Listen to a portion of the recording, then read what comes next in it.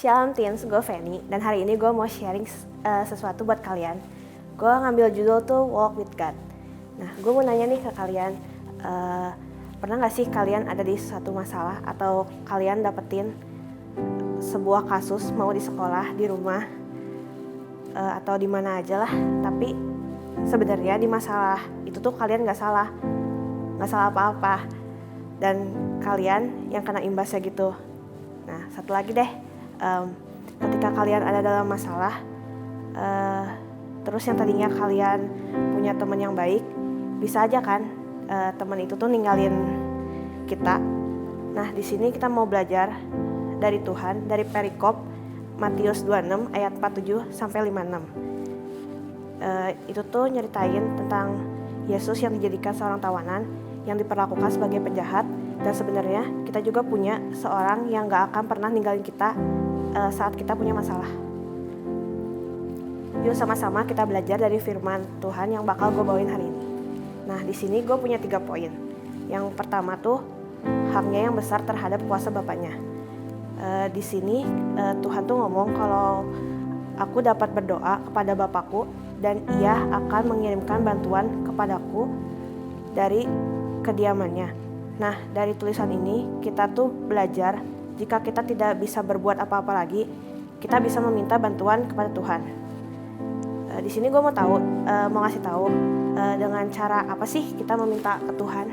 Nah, yang pertama tuh ada dengan cara berdoa.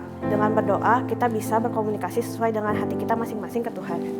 Yang kedua, kita bisa belajar buat setia kepada Tuhan dalam keadaan apapun. Saat kita setia dalam hal yang kecil, maka kita juga bisa setia dalam hal besar lainnya.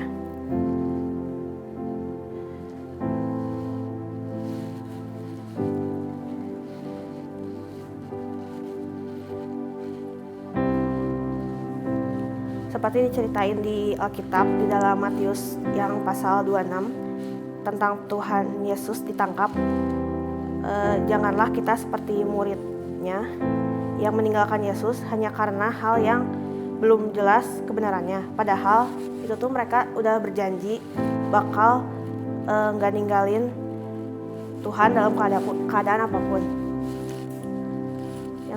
Poin kedua ada hak yang besar terhadap kuasa para penghuni surga. Dalam poin kedua ini gue ngambil dari ayat 53 yang berbunyi, atau kusangka bahwa aku tidak dapat berseru pada Bapakku supaya ia segera mengirimkan lebih dari 12 pasukan malaikat membantu aku. Nah, dari ayat ini kita belajar mau sebanyak apapun pasukan yang dikirim, Tuhan kita tidak akan pernah kekurangan. Kita juga belajar dari para malaikat yang siap datang untuk membantu Tuhan kita Yesus dalam penderitaannya jika ia memerlukan atau menginginkan bantuan itu. Yang ketiga, ada haknya yang besar terhadap firman-Nya.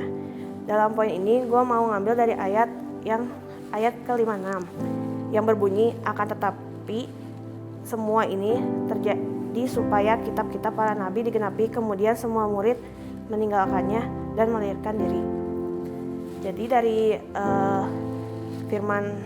Jadi kita belajar dari firman Allah harus terlebih dahulu diutamakan daripada kehendak kita sendiri.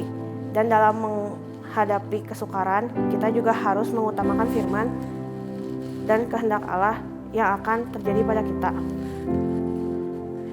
Yuk teens, kita sama-sama belajar buat setia dan mengandalkan Tuhan. Gue percaya kalau kita bisa mengandalkan Tuhan dalam setiap permasalahan kita, dan jika kita mau berjalan bersama Tuhan, pasti Tuhan gak bakal ninggalin kita dalam keadaan apapun, dan Tuhan pasti tutup setiap langkah kita. Oke, segitu dari gue. See you and God bless.